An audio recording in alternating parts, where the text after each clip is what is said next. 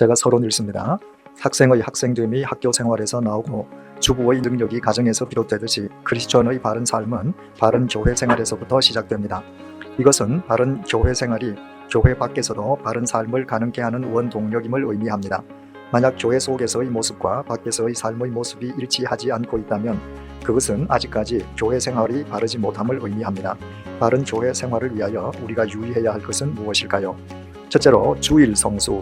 성수라고 하는 것은 거룩할 성자에 지킬 수자, 주일을 거룩하게 지킨다는 것이죠. 크리스천의 참된 유무는 1차적으로 주일을 어떻게 보내는가, 거기에 의해서 판가름 나는 것이죠. 첫째로 주일 성수의 근거가 무엇인가? 출애굽기 20장 8절에서 11절 찾아보십시다. 안식일을 기억하여 거룩히 지키라. 엿새 동안은 힘써 내 모든 일을 행할 것이나 제7일은 너희 하나님 여호와의 안식일인즉 너나 내 아들이나 내 딸이나 내 남종이나 내 여종이나 내 육축이나 내 문 안에 유하는 객이라도 아무 일도 하지 말라. 이는 엿새 동안에 나 여호와가 하늘과 땅과 바다와 그 가운데 모든 것을 만들고 제7일에 쉬었습니다. 그러므로 나 여호와가 안식일을 복되게 하여 그날을 거룩하게 하였느니라.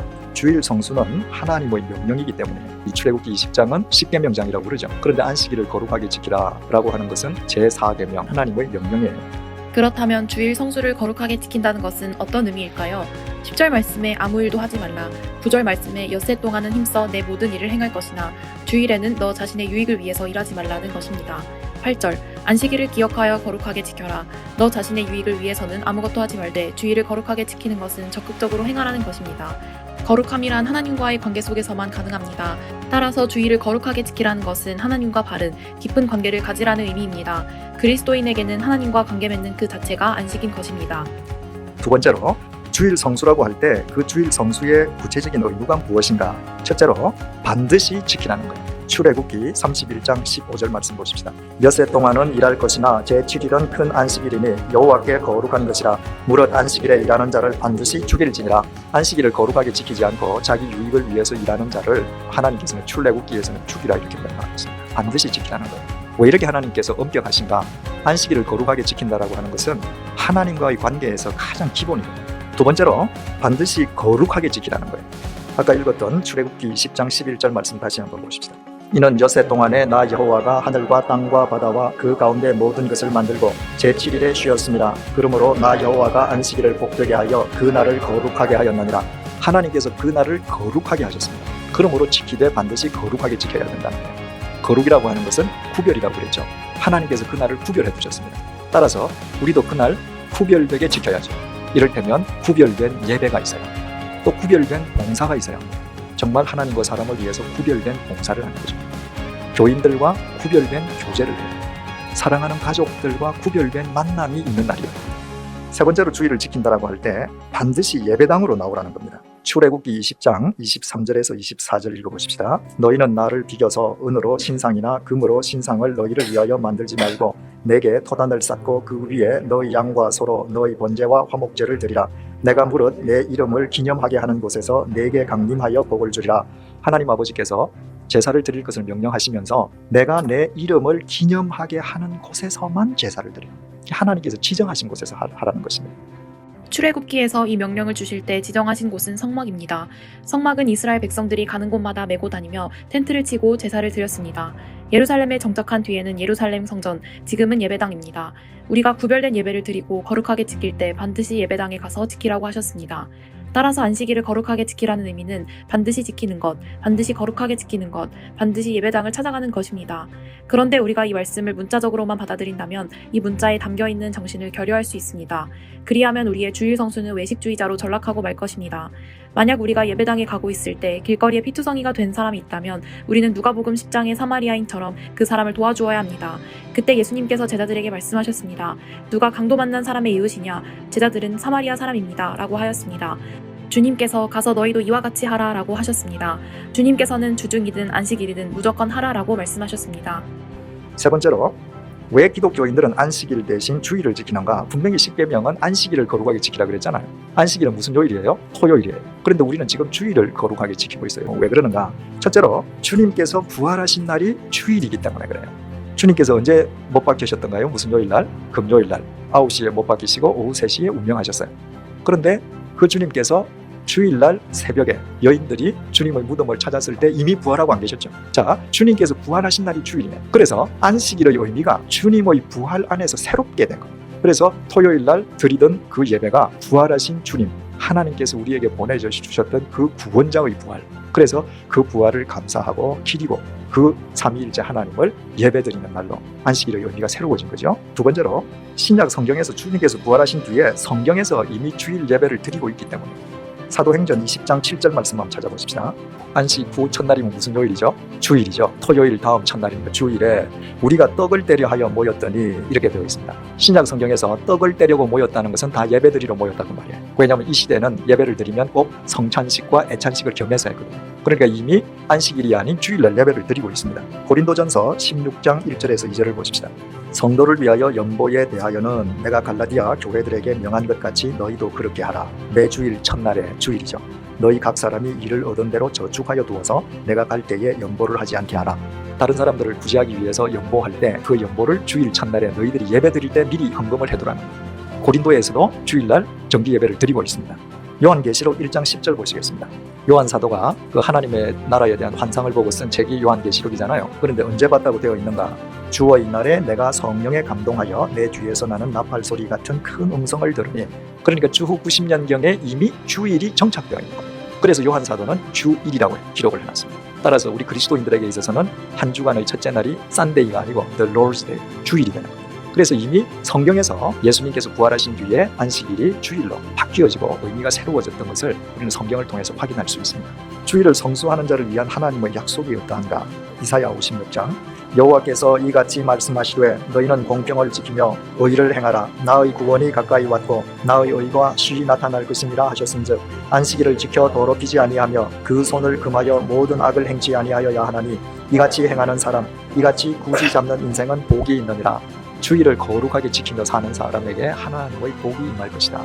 두 번째로 이사야 56장 6절에서 7절 말씀.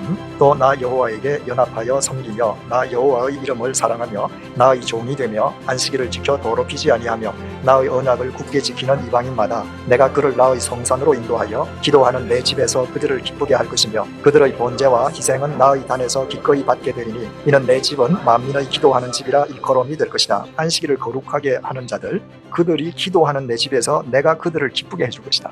그들의 기도에 내가 응답해 주는 거죠. 뿐만 아니라 그들의 번제와 희생을 나의 단에서 내가 기꺼이 받을 것이다. 그들의 예배를 연락할 것이다. 이사야 58장 13절에서 14절.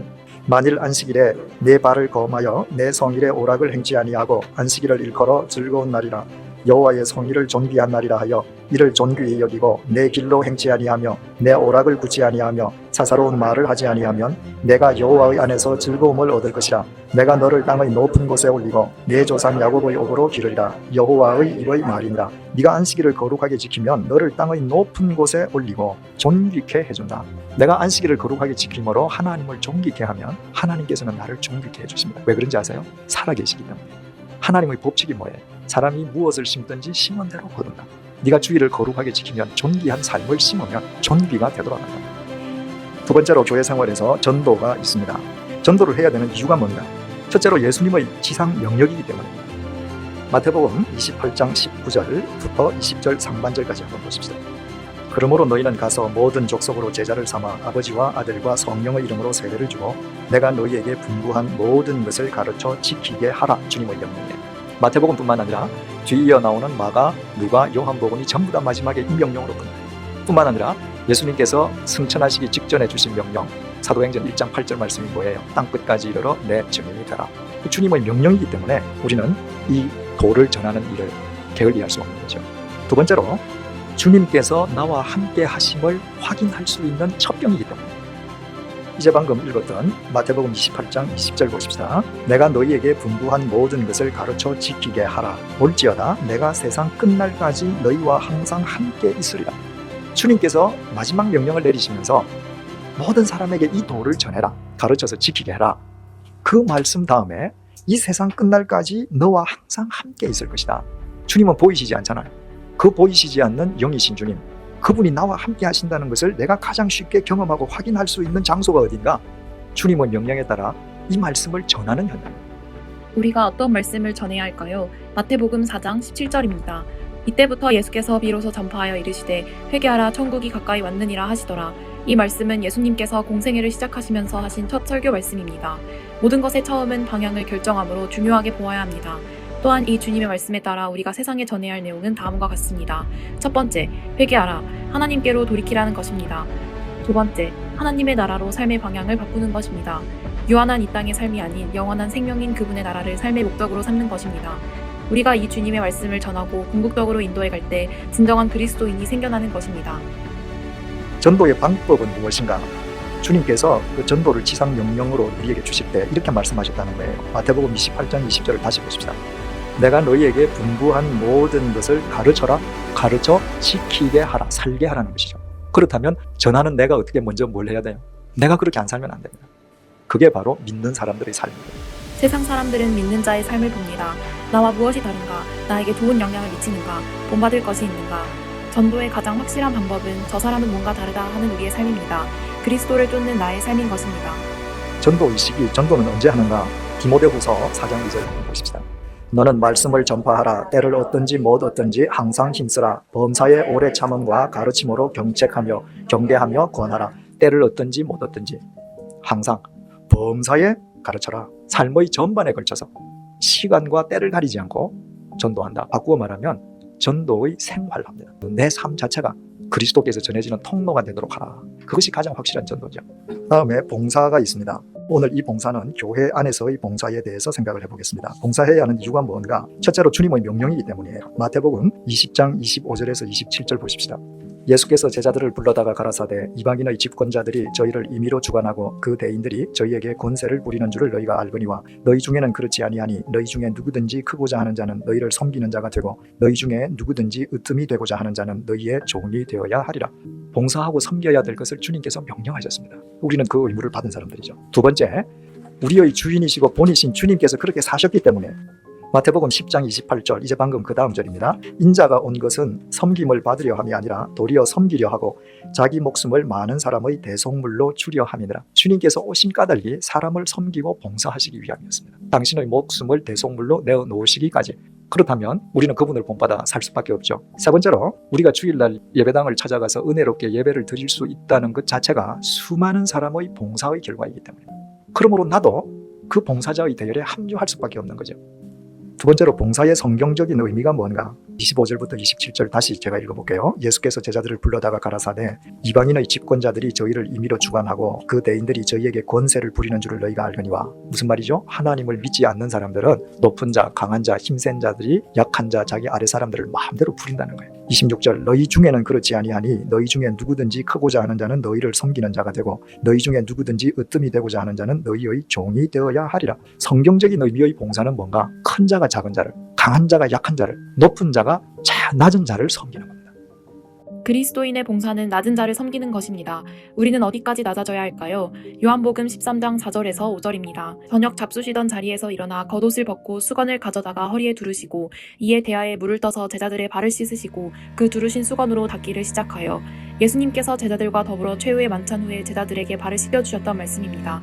주님은 무릎을 꿇으시고 제자들의 발을 씻기시고 수건으로 닦으셨습니다. 우리는 이처럼 상대의 발 아래까지 낮아져야 합니다.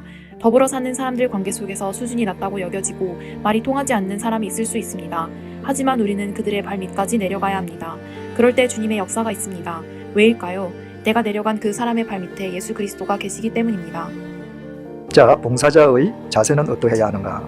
베드로전서 4장 9절 보십시다. 1번, 서로 대접하기를 원망 없이 하라. 왜? 봉사는 의무사항이니까. 두 번째로, 각각 은사를 받은 대로 하라. 우리는 은사가 다 틀려요. 그래서 나의 은사를 다른 사람의 은사와 비교해서는 안 됩니다. 내 은사를 다른 사람의 은사와 비교하는 순간부터 우리는 늘 원망하고 불평하는 자가 됩니다. 로마서 12장 5절 말씀을 들어보십시오. 우리 많은 사람이 그리스도 안에서 한 몸이 되어 서로 지체가 되었느니라. 세 번째로, 하나님의 각양 은혜를 맡은 선한 청지기같이. 청지기는 뭐죠? 자기게 없는 사람. 그러니까 청지기같이 봉사한다는 것은 생색내지 말라. 네 번째로, 서로 봉사하라. 나는 몸이 불편하기 때문에, 나는 가난하기 때문에, 나는 힘이 없기 때문에 봉사를 받기만 해야 된다. 그것은 절대 성경적이 아닙니다. 주님께서 너희들 주라, 너희들 서로 사랑해라, 남이 너한테 해주기를 원하는 대로 네가 먼저 해주라라고 할 때 그 말의 상대가 누구예요? 예루살렘의 부자들입니까? 아닙니다. 갈릴리 빈입니다. 다섯 번째로, 만일 누가 말하려면 하나님의 말씀을 하는 것 같이 하고 누가 봉사하려면 하나님의 공급하시는 힘으로 하는 것 같이 해라. 봉사할 때는 하나님께서 공급해 주시는 힘으로 하는 것 같이 내게 어떤 봉사가 맡겨지든지 간에 담대하게 해라. 바꾸어 말하면 하나님께서 도우신다는 겁니다. 골로새서 1장 28절에서 29절 한번 보십시다. 우리가 그를 전파하여 각 사람을 권하고 모든 지혜로 각 사람을 가르치면 각 사람을 그리스도 안에서 완전한 자로 세우려 합니다. 이를 위하여 나도 내 속에서 능력으로 역사하시는 이의 역사를 따라 힘을 다하여 수고하노라. 내가 그렇게 봉사할 때 주께서 내 속에서 역사하신다는 거예요. 그래서 상대방이 완전해질 수 있다는 것입니다. 여섯 번째로 11절 중반절에 이는 범사의 예수 그리스도로 말미암아 하나님이 영광을 받으시게 하려 함이니 그에게 영광과 권능이 세세에 무궁토록 있느니라. 봉사를 내가 하는 것은 결국은 하나님께서 영광을 받으시게 하기 위함이다. 그러면 내 봉사를 통해서 하나님의 영광이 드러나는 걸 내가 볼 수 있어요. 봉사자의 자세를 한마디로 표현하면 고린도전서 4장 1절에서 2절 말씀입니다. 사람이 마땅히 우리를 그리스도의 일꾼이요 하나님의 비밀을 맡은 자로 여길지어다. 그리고 맡은 자들에게 구할 것은 충성이니라. 봉사자의 자세는 한마디로 표현하면 충성입니다.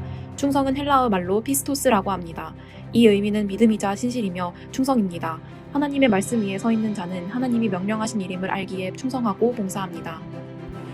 4번 봉사하는 자를 위한 하나님의 약속 마태복음 10장 42절 한번 보십시다. 또 누구든지 제자의 이름으로 이 소자 중 하나에게 냉수 한 것이라도 주는 자는 내가 진실로 너희에게 이르노니 그 사람이 결단코 상을 잃지 아니하리라 하시니라. 반드시 하나님께서 갚으신다. 봉사하는 자에게.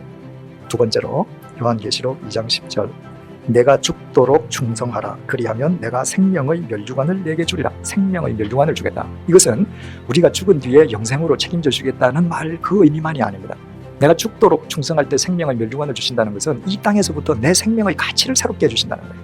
세 번째로 역대상 22장 16절입니다. 바로 예루살렘 성전을 지을 때 이야기입니다. 금과 은과 놋과 철이 무수하니 너는 일어나 일하라. 여호와께서 너와 함께 계실지로다. 네가 일하면 하나님께서 함께 계신다. 이 얘기는 네가 일하면 그곳에 계신 하나님께서 열매를 맺게 하신다. 결실하신다. 여러분 우리가 주님의 이름으로 봉사하면 반드시 어떤 형태로든 열매가 맺어집니다. 내가 봉사를 했을 때 반드시 하나님께서는 결실되게 하시는데 그 결실을 이 세상에서 내 눈으로 보고 싶은 마음으로 우리는 버려요. 그걸 보기 원하면 진정한 봉사가 안 돼요. 주님께서 나를 부르신 다음에 하나님 나라 가서 내 눈으로 거기서 확인하는 거죠. 하나님 앞에서. 교회 생활 네 번째로 친교가 있습니다. 왜 친교해야 하는가? 주님의 명령이기 때문이에요. 요한복음 15장 12절 보십시다. 내 계명은 곧 내가 너희를 사랑한 것 같이 너희도 서로 사랑하라 하는 이것입니다. 서로 사랑하라. 왜 우리가 서로 그리스도 안에서 친교하고 해야 하는가? 사랑은 훈련하지 않으면 안 되기 때문에. 미움은 가만히 내버려둬도 미움은 커져요. 그러나 사랑은 훈련을 통해서만 커져요. 그래서 교회에서는 친교의 삶이 반드시 수반되어야 합니다. 두 번째로 주님께서 친교의 삶을 기뻐하시기 때문에 마태복음 18장 19절에서 20절 보십시다. 진실로 다시 너희에게 이르노니 너희 중에 두 사람이 땅에서 합심하여 무엇이든지 구하면 하늘에 계신 내 아버지께서도 저희를 위하여 이루게 하시리라. 두세 사람이 내 이름으로 모인 곳에는 나도 그들 중에 있느니라. 한 지체들이 그리스도 안에서 서로 친교하며 한 몸을 이루어갈 때 그 몸의 주인 되신 주님께서 기뻐하시는 건 당연하겠죠. 마지막으로 더 굳건한 신앙생활을 할 수 있기 때문입니다. 전도서 4장 11절 12절입니다. 두 사람이 함께 누우면 따뜻하거니와 한 사람이면 어찌 따뜻하랴. 한 사람이면 패하겠거니와 두 사람이면 능히 당하나니 삼겹줄은 쉽게 끊어지지 아니하느니라. 내가 혼자 신앙생활을 하면 여러 고비가 있을 때 실족하기가 참 쉽습니다. 그러나 함께 친교하는 신앙의 동력자들과 함께 있을 때 서로 격려하면서 서로 힘이 되어줄 수 있어요. 그래서 우리는 더 깊은 신앙생활을 함께 나눌 수 있죠. 친교의 방법은 무엇인가? 마태복음 7장 12절입니다. 그러므로 무엇이든지 남에게 대접을 받고자 하는 대로 너희도 남을 대접하라. 이것이 율법이요 선지자니라. 남이 너에게 행해주기를 원하는 대로 네가 먼저 행하여 주라. 성도의 교제는 재미있는 이야기와 웃음을 나누는 데서 그치는 것이 아니라 저 사람이 나한테 행해주기를 원하는 것을 내가 먼저 행해주는 것으로 친교를 삼아요. 교회생활 마지막으로 헌금을 보겠습니다. 헌금의 의미가 뭔가? 역대상 29장 10절에서 14절 다윗이 온 회중 앞에서 여호와를 송축하여 가로되 우리 조상 이스라엘의 하나님 여호와여 주는 영원히 송축을 받으시옵소서. 여호와여 광대하신 공표, 권능 공표, 영광과 영광 공표, 이김 공표, 위엄이 공표 다 주께 속하여 사오니 천지에 있는 것이 다 공표, 천지에 있는 것 다 주의 것이로소이다. 여호와여 주권 공표, 주께 속하여 사오니 주는 높으사 만유의 머리심이니이다. 부와 부공표, 귀가 귀공표, 주께로 말미암고 또 주는 만유의 주제가 되사 손에 권세 공표, 권세와 능력 공표, 능력이 사오니 모든 자를 크게 하신 공표, 크게 하심과 강하게 하신 공표, 강하게 하심이 주의 손에 있나이다. 우리 하나님이여, 이제 우리가 주께 감사하오며 주의 영화로운 이름을 찬양하나이다.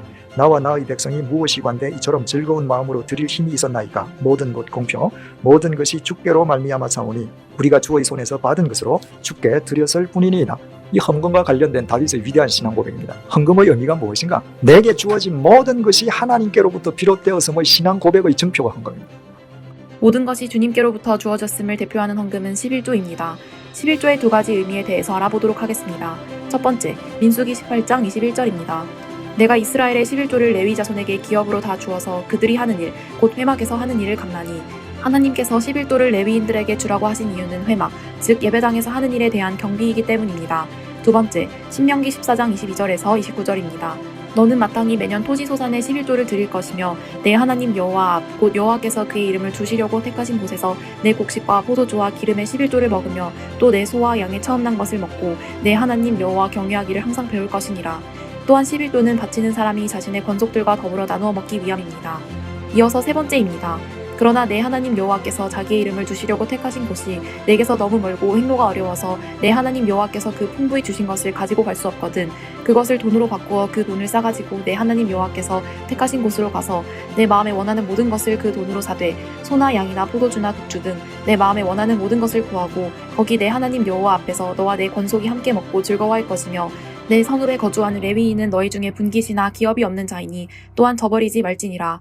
너에게 속하여 있는 권속 사람들과 그리고 분깃이 없는 레위인과 더불어 함께 하나님과 함께 감사의 축제용으로 나누어 먹으라는 의미입니다. 매 3년 끝에 그의 소산의 10분의 1을 다 내어 내 성읍에 저축하여 너희 중에 분깃이나 기업이 없는 레위인과 내 성중에 거류하는 객과 및 고아와 과부들이 와서 먹고 배부르게 하라. 그리하면 내 하나님 여호와께서 내 손으로 하는 범사에 내게 복을 주시리라. 두 번째 해는 권속들과 함께 감사 축제용으로 나누어 먹고 그 두 번째 11조를 3년째 되는 해에는 모아두었다가 권속들이 아닌 고아와 과부와 불쌍한 모든 사람들을 위한 구제를 위해 쓰라는 것입니다. 즉, 첫 번째 해에는 성전 유지비로, 두 번째 해에는 권속들과 감사 축제용으로, 셋째 해에는 이웃 구제용으로 사용하라는 것입니다. 이 원칙대로 넷째 해에는 또 성전 유지비로, 다섯째 해에는 권속들과 감사 축제용으로, 여섯째 해는 이웃 구제용으로 사용해야 합니다. 하나님께서 말라기 3장 10절을 통해서 이렇게 말씀하셨습니다. 만군의 여호와가 이르노라. 너희의 온전한 11조를 창고에 들여 나의 집에 양식이 있게 하고 그것으로 나를 시험하여 내가 하늘 문을 열고 너희에게 복을 쌓을 것이 없도록 붙지 아니하나 보라. 그 하나님께서 당신 자신 입으로 나를 시험하라고 한 곳이 딱 한 곳이에요. 너희들이 바른 11조를 내게 바쳐보고 복을 받는지 못 받는지 나를 시험해라. 또 우리가 11조를 바치라고 할 때 하나님께서 계속 네 소산의 첫 것을 바치라. 그 첫 것이라는 게 뭐죠? 새 것이다. 그 새 것을 바치라. 이렇게 명령을 하셔요. 세 번째로 이런 질문이 가능합니다. 11조는 반드시 다니는 교회에 바쳐야 하는가? 첫째, 내가 다니는 교회를 못 믿어서 내기가 싫을 경우가 있습니다. 여러분, 내가 다니는 교회의 재정 운용 상태를 내가 믿을 수 없으면 그 교회 다니시면 돼요. 내가 낸 돈을 바르게 쓴다는 믿음이 없는 교회에서 주일날 은혜 받을 수 있습니다. 그래서 내가 헌금을 냈을 때 교회가 정말 아름답게 쓸 것을 믿는 교회로 바꿔야 됩니다. 두 번째로는 자기 만족을 위해서 딴 교회에 바치는 수가 있습니다. 내가 다니는 교회에 아무리 11조 내도 누가 칭찬 안 해. 그 경우는 하나님께 바치기 아닙니다. 내 홍보한 것입니다. 과부가 자기 전 재산 2원 둘레돈을 헌금을 했습니다. 그때 예수님께서 예루살렘 성전을 보고 뭐라 그러신 분이세요? 예수님께서 강도의 구렬이라 그러셨잖아요. 예수님께서 그 여자에게 이 여자는 누구보다도 많이 내었고 자기 생활비 전부를 내었다고 오히려 칭찬해 주시잖아요. 나는 내가 다니는 교회에, 내가 믿는 교회에 그냥 믿고 태워버리는, 없애버리는 거예요. 만약 그 교회가 그 하나님의 헌금을 잘못 집행한다면 그 집행하는 자들에게 하나님께서 엄히 물으시겠죠. 그래서 내 헌금은 내가 다니는 교회에 내는 것이 원칙이고, 내가 정 낼 수 없다면 믿고 낼 수 있는 교회를 내가 찾아가는 것이 내 신앙상 유익하다는 거죠. 네 번째로, 주님께서 기뻐하시는 참된 헌금이 있습니다. 마태복음 23장 23절입니다. 화 있을진저 외식하는 서기관들과 바리새인들이여, 너희가 박하와 회향과 근체의 11조를 드리되 율법의 더 중한 바 의와 인과 신은 버렸도다. 그러나 이것도 행하고 저것도 버리지 말아야 할지니라. 바리새인들은 박하와 회향과 근체, 이를테면 조미료까지도 장황하게 무게를 지어서 11조를 바쳤어요. 그러나 그들은 의와 인과 신을 행하지 않았습니다. 의와 인과 신이라는 것은 말씀을 토대로 한 삶이죠. 하나님께서 진정 우리에게 요구하시는 것은 우리의 돈이 아닙니다. 하나님은 우리 돈을 필요로 하는 것이 아니라 우리의 삶을 요구해요. 그래서 정말 우리가 하나님께 드릴 헌금이 있다면 내 삶을 예물로 바쳐드리는 거예요. 미가서 6장 6절에서 8절 말씀, 내가 무엇을 가지고 여호와 앞에 나아가며 높으신 하나님께 경배할까? 내가 번제물 1년 된 송아지를 가지고 그 앞에 나아갈까? 여호와께서 천천의 수양이나 만만의 강수 같은 기름을 기뻐하실까? 내 허물을 위하여 내 맏아들을, 내 영혼의 죄를 인하여 내 몸의 열매를 드릴까? 사람아, 주께서 선한 것이 무엇임을 내게 보이셨나니 여호와께서 내게 구하시는 것이 오직 공의를 행하며 인자를 사랑하며 겸손히 내 하나님과 함께 행하는 것이 아니냐. 하나님께서는 천천만만 재물보다 하나님의 공의를 실천하는 우리의 삶을 재물로 받으신다는 거예요. 하나님께서는 여러분들의 그 중심 다 아세요. 여러분들께서 하나님의 말씀대로 사는 삶 자체를 예물로 드릴 때 하나님께서는 그 예물을 가장 기뻐하시는 거예요. 마지막으로 교회 생활을 정삼각형으로 표현할 수 있습니다. 정삼각형이라고 하는 건 세 변의 길이가 똑같죠. 정삼각형 제일 위에 꼭지점은 말씀이에요. 말씀이 있어야 해요. 이 말씀이라고 하는 것은 예배, 성경 공부, 전도 다 포함되는 거죠. 삼각형의 나머지 아래쪽 한 꼭지는 봉사가 있어야 합니다. 내가 배운 말씀을 봉사의 현장에서 봉사함으로 하나님의 말씀이 다 사실이요 능력임을 내가 비로소 확인합니다. 정삼각형의 마지막 한 꼭지점은 친교. 내가 봉사를 하다가 그러나 어려운 일을 당하면서 내 믿음이 떨어질 때 서로 이 친교가 있으므로 말하자면 믿음의 삼겹줄이 만들어지는 겁니다. 이 세 가지가 정확하게 정삼각형을 이룰 때 여러분의 신앙생활, 교회생활은 균형 있는 건강한 교회생활이 되고 그 교회생활이 바로 여러분들의 예배당 밖 삶을 진실된 삶으로 이끌어가는 것입니다. 오늘 공부를 통하여 깨닫거나 결단한 바를 정리해 보십시다. 정삼각형에서 나는 어떤 부분이 지금 미비한가?